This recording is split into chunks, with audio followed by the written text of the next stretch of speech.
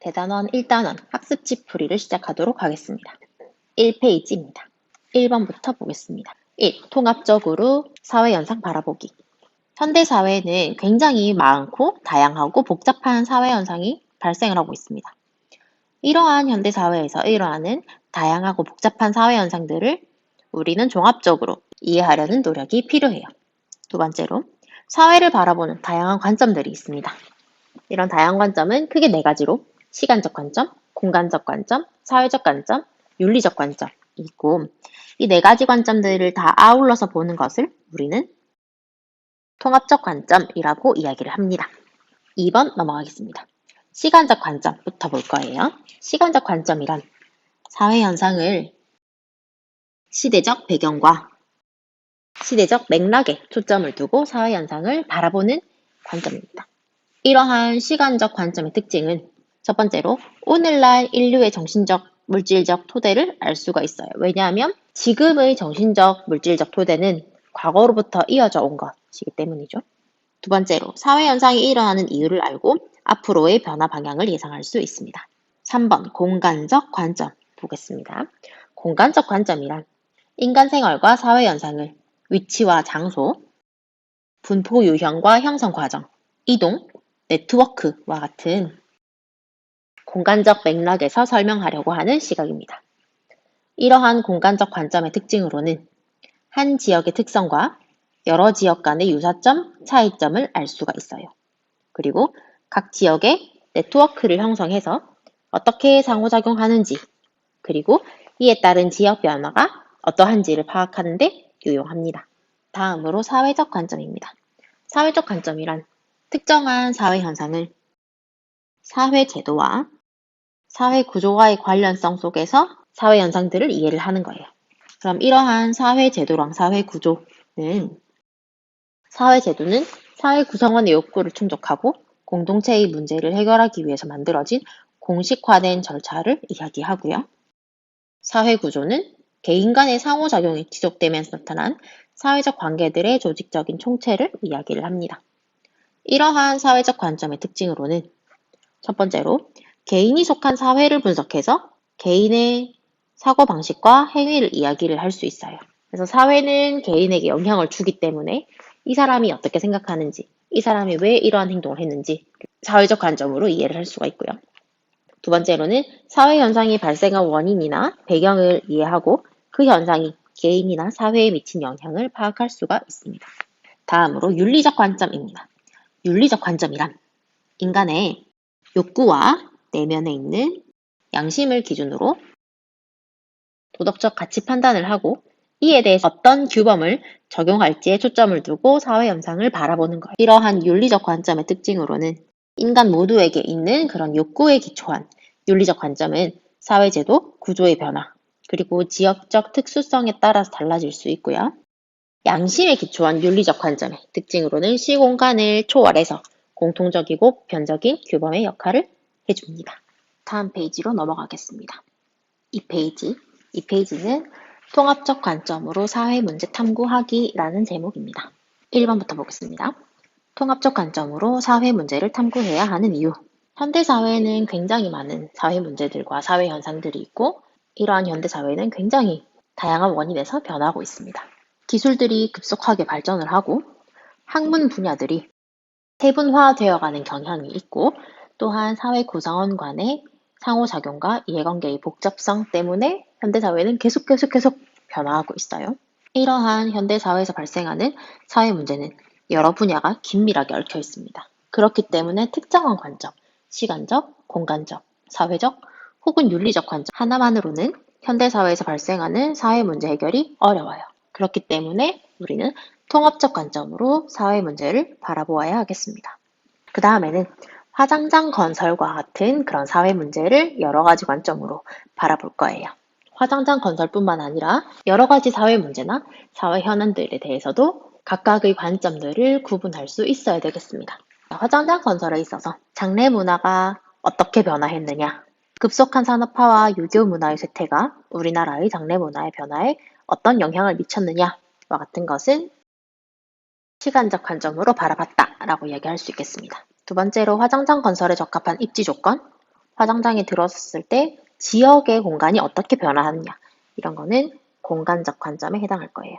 다음으로 갈등 해결을 위한 법과 같은 그런 제도, 사회적 합의 같은 것들과 관련된 관점은 사회적 관점이 되겠습니다. 마지막으로 화장장 건설과 관련한 갈등에 대처하는 바람직한 시민의 자세, 자연환경이 훼손이 되는데 이런 거를 어떻게 보존해야 되겠느냐와 같은 그런 문제들은 윤리적 관점과 관련이 있겠습니다. 다음으로 통합적 관점이 필요한 이유로는 다양한 관점에서 사회 문제를 탐구하면 그 문제의 속성을 보다 정확하게 파악할 수 있고 사회 문제의 해결책을 보다 전문적이고 구체적으로 제시할 수 있기 때문입니다. 다음으로 행복의 의미와 기준으로 넘어가도록 하겠습니다. 소단원 1단원은 행복의 기준은 무엇일까?입니다. 여기에서는 시대와 지역에 따른 행복의 기준이 서로 다른 것에 대해서 나와 있어요. 첫 번째로 시대에 따른 행복의 기준을 보면 선사시대에는 이때는 문명이 발달하지 않았기 때문에 사람들이 사나운 짐승이나 자연재해를 피하고 생존을 위해서 의식주를 해결하면 내가 행복하다라고 생각을 했어요. 그렇기 때문에 이 시기의 행복은 행운과 거의 같은 의미로 사용이 되었습니다. 그래서 이 시기에는 내가 오늘 잠잘 곳을 확보를 하면은 나는 행복하게 잠을 잘 수 있는 것이고, 그러지 못하고 내가 밖에서 비바람을 맞으면서 잠을 자면은 오늘은 불행한 삶이었어요. 내가 오늘 사냥을 성공해서 먹을 것이 있으면 행복하고 그렇지 못하면 불행했습니다. 다음으로 고대 그리스 시대에는 아리스토텔레스나 플라톤과 같은 그런 철학자들이 있었죠. 이 시기의 사람들은 지적인 활동이나 철학적인 성찰을 통해서 얻는 지혜와 덕을 중시했습니다. 좀 더 시간이 흘러 헬레니즘 시대에는 이때는 알렉산더 대왕과 같은 그런 정복왕들이 등장을 했고 굉장히 많은 전쟁이 있었어요.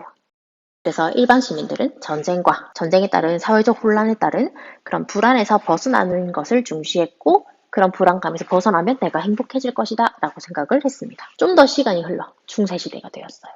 여러분들 중학교 때 중세시대에 대해서 아마 다 공부를 했겠지만 중세시대는 신권과 왕권이라는 것이 나오면서 신권이 굉장히 강화되었던 그런 시기였습니다. 그렇기 때문에 이 시기의 행복은 신앙을 통해서 종교적 절대자인 신에게 귀의하거나 이때는 신과 왕이 동일시되는 시기도 있었죠. 그렇기 때문에 신에게서부터 권위를 받은 그런 군주, 왕에게 복종하는 것이 행복이었습니다. 좀 더 시간이 흘러 산업혁명과 같은 것들을 경험을 하고 그 이후에 산업화 시대에 들어서면서 사람들은 물질적인 기반을 확보하고 개인의 권리를 보장받는 것이 행복이라고 생각을 했어요. 그러면서 사람들은 행복이라는 게 인간의 노력으로 성취할 수 있다라는 그런 인식의 변화가 생기게 되었습니다. 오늘날에는 개인들이 느끼는 주관적 만족감이 중시되면서 행복의 기준이 과거보다 훨씬 복잡하고 다양해졌습니다. 다음으로 지역에 따른 행복의 기준 보겠습니다. 이거는 우리 교과서에도 일부 나와 있는 내용이었어요. 선생님이 구분을 자연환경과 인문환경 이렇게 두 가지로 나누어 봤습니다. 자연환경에는 기후, 지형과 같은 그런 자연적인 요소들과 관련이 있는 것으로서 건조한 사막 지역에 사는 사람들은 행복의 기준이 내가 마실 물이 있거나 아니면 물을 얻을 수 있는 오아시스 같은 것들 있으면 내가 행복을 느낄 수 있다라고 느낄 수 있겠죠. 다음으로 일조량. 햇빛이 부족한 북유럽 지역의 사람들은 항상 대부분의 날이 구름이 끼어 있고 비가 오는 날들이 많기 때문에 이 지역의 사람들은 적당량의 햇빛을 받으며 행복감을 느낄 수 있겠어요. 다음으로 인문 환경은 사람들이 만들어가는 그런 환경입니다. 그래서 종교, 문화, 산업과 같은 것들과 관련이 있어요. 종교가 발달한 지역에서는 사람들의 일상생활에 종교가 미치는 영향이 굉장히 크기 때문에 이 지역에 사는 사람들은 각 종교의 교리에 따라서 삶을 살아가는 것이 행복하다라고 생각을 할 거고요. 민족이나 종교 갈등들이 심각한 그런 지역에서는 전쟁이나 내전 같은 그런 갈등 상황들이 많이 있기 때문에 민족 간, 종교 간 갈등이 해결되고 평화가 찾아오거나 서로 다른 집단 간의 갈등이 해결이 되면 내가 행복해질 수 있다라고 생각을 할 수 있겠어요. 그 다음으로 질병과 기아. 기아는 굶주리는 거고 질병은 아픈 거죠. 이런 것들이 있는 지역에서는 사람들이 제대로 못 먹기 때문에 가장 기본적인 그런 의식주가 충족이 되면 행복해질 거라고 생각을 할 것입니다.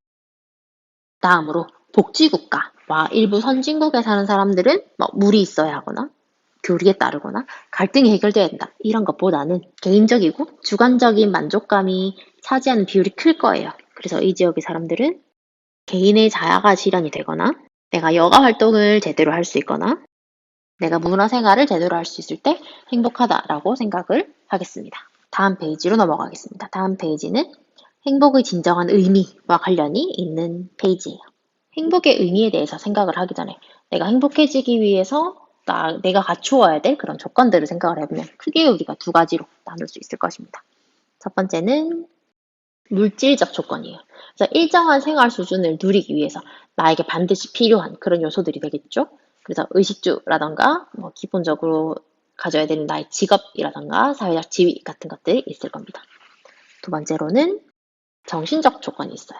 그래서 나의 가치관과 나의 삶의 목표에 의해서 결정되는 주관적인 요소로 사랑, 우정과 같은 그런 감정적인 충족감, 그 자아 실현의 추구 같은 것들이 있습니다.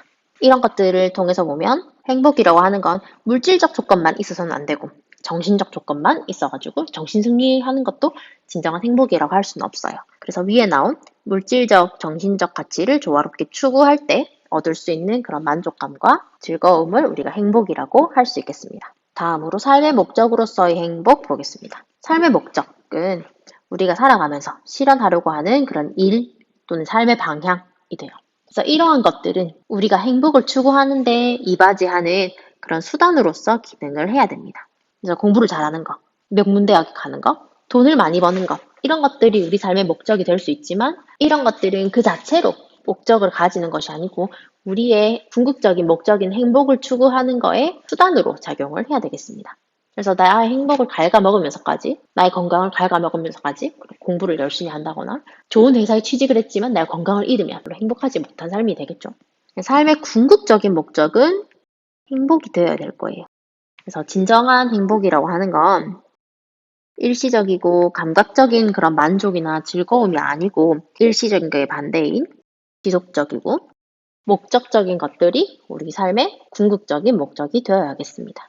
이러한 행복을 위한 노력으로는 여러 가지가 있을 수 있지만 우리 스스로가 소중하게 생각하는 가치와 자기의 삶에 대해서 성찰을 하는 게 필요할 거예요. 그래서 우리 교과서에도 가치의 종류에 대해서 두 가지가 나오는데 가치에는 도구적 가치와 본질적인 가치가 있습니다. 도구적 가치는 물질적인 거예요. 그래서 의식주, 경제력, 사회적 지위와 같은 그런 물질적인 것들이 해당되고 이를 통해서 우리는 감각적 즐거움을 느낄 수가 있습니다. 본질적 가치는 선, 사랑, 지혜, 아름다움과 같은 그런 눈에 보이지 않는 그런 가치가 해당이 될 거고요. 우리의 궁극적인 행복을 위해서 우리가 반드시 추구해야 할 그런 가치가 되겠습니다. 그리고 자기의 조건을 타인과 무조건 비교하지 않고 적극적이고 긍정적으로 삶을 살아가고 좋은 습관을 가지는 것. 그리고 삶의 목표를 세우고 이를 달성하기 위해서 꾸준히 실천하는 자세. 의미 있는 목표를 세우고 그것을 추구하는 자세. 그리고 개인의 스스로의 주관적 만족감과 사회 구성원으로서의 사회적 여건을 함께 고려하다 보면 우리가 진정으로 행복해질 수 있겠습니다. 다음으로 중단원 3단원 행복한 삶을 실현하기 위한 조건 보겠습니다. 행복의 조건이라는 건 굉장히 다양하고 복잡하고 사람마다 다를 수가 있어요. 이러한 행복의 조건에 대해서 볼 때 우리가 고려해야 할 사항으로는 개인적인 측면 분명히 봐야 됩니다. 하지만 그것뿐만 아니라 우리 개개인이 속한 공동체적 측면에서도 삶의 조건을 고려할 필요가 있어요. 그래서 이러한 공동체적 측면들 중에서 우리가 인간이 행복하기 위해서 필요한 보편적인 조건들을 보면 첫 번째로 경제적인 조건이 있습니다. 이런 경제적인 조건은 기본적인 의식주와 안전한 삶의 공간을 통해서 인간다운 삶을 보장하기 위해서 필요하고요. 다음으로 정치적 조건으로는 법치주의, 민주적 절차, 참여 이런 것들을 통해서 우리에게 자유와 평등이 보장되어야 됩니다. 다음으로 사회윤리적 조건으로는 우리 스스로가 그리고 사회에서 올바른 가치관을 공유해서 만연해 있는 이기주의와 갈등 같은 것들을 극복할 수 있어야 돼요. 다음으로 마지막 페이지. 마지막 페이지는 행복한 삶을 위해, 행복을 위해 필요한 다양한 조건들에 대해서 이야기를 해줘요. 여기에는 크게 네 가지가 있습니다. 질 높은 정주 환경의 조성, 삶의 질을 유지하기 위한 경제적 안정, 시민 참여가 활성화되는 민주주의의 실현, 도덕적 실천과 성찰하는 삶. 이렇게 크게 네 가지로 나누어서 우리가 하나씩 살펴보도록 하겠습니다. 첫 번째로 질 높은 정주 환경의 조성입니다. 정주 환경의 변화부터 볼 건데 계속 선생님이 정주 환경 이런 이야기를 하는데 정주 환경이라고 하는 건 인간들이 일정한 공간에 자리 잡고 정착해서 거주하는 그런 공간 이야기를 해요.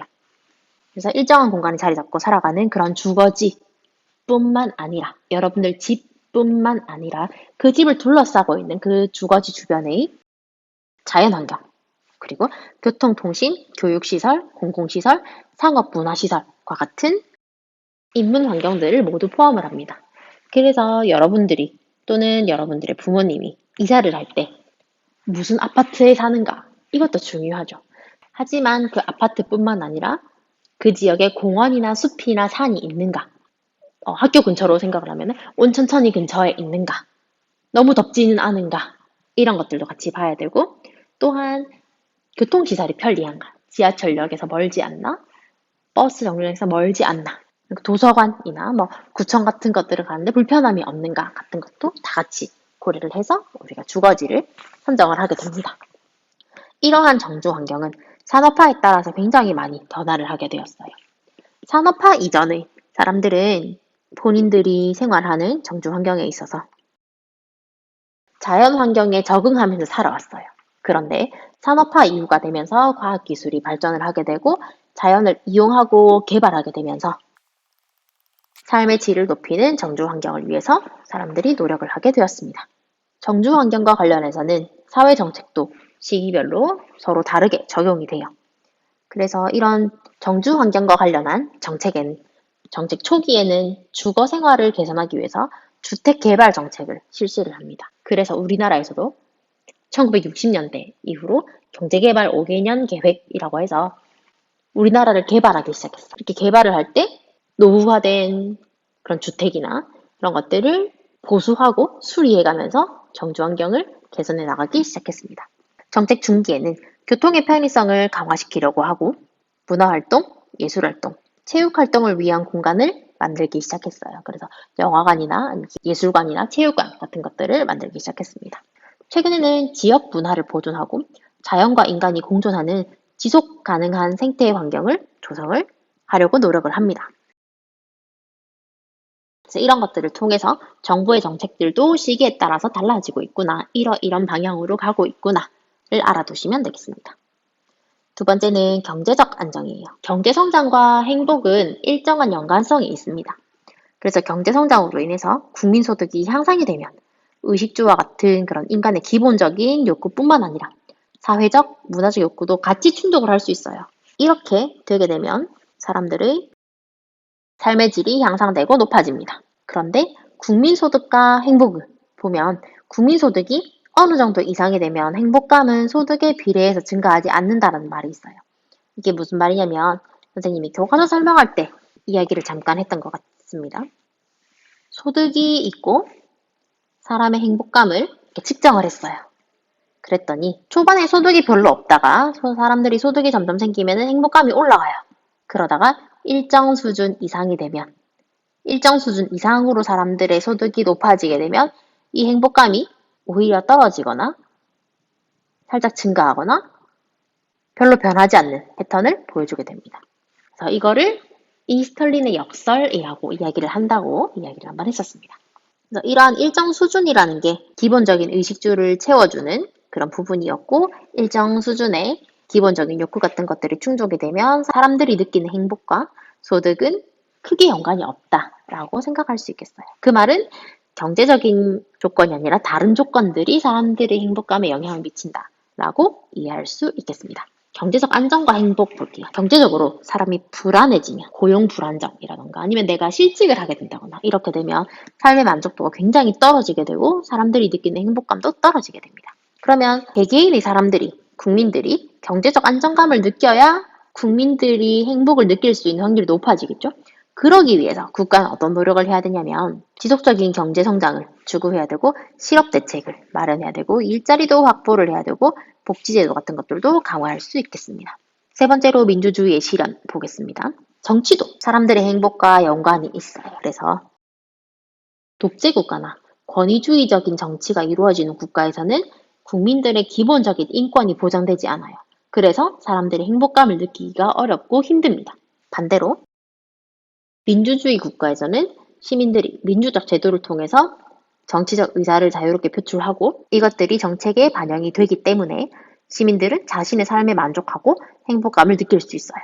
그러면 이러한 민주주의 국가에서 시민들이 정치에 참여하는 방법에는 뭐가 있냐면 민주적인 제도를 이용을 할 수도 있습니다. 그래서 의회제도, 복수정당제도, 권력분립제도 같은 것들을 이용을 할 수도 있고 정치 문화적으로도 참여를 할 수가 있는데 시민들이 자신의 권리와 의무 그리고 정치 공동체에 대해서 이해를 하고 적극적으로 정치에 참여하려는 그런 문화가 형성되면 됩니다. 그럼 이러한 시민들의 정치에 참여하는 방법으로는 선거, 정당이나 이익집단, 시민단체에 활동을 하거나 아니면 집회나 시위 같은 것들로 본인의 의사를 직접 표현을 할 수도 있습니다. 다음으로 도덕적 실천 보겠습니다. 도덕적 실천은 보통 자기의 이익을 위해서가 아니고 타인이나 공동체를 위해서 행하는 경우가 많죠. 옛날에 비해서 현대 사회로 올수록 현대인들은 타인에게 무관심한 경향이 많아요. 그렇지만 인간은 혼자서 사회를 이루면서 살아갈 수는 없는 존재입니다. 그렇기 때문에 자신과 타인의 행복을 위해서, 공동체의 행복을 실현하기 위해서 우리 개개인은 노력을 해야 될 거예요. 그럼 이러한 공동체의 행복을 위해서 우리는 어떤 도덕적 실천과 성찰을 할 수 있느냐를 보겠습니다. 사회 구성원 개개인들이 바람직한 도덕적 가치에 대해서 합의를 하고 이것을 행동에 옮기는 도덕적 실천과 타인과 공동체에게 해를 입히지 않도록 스스로 성찰하는 자세가 필요해요.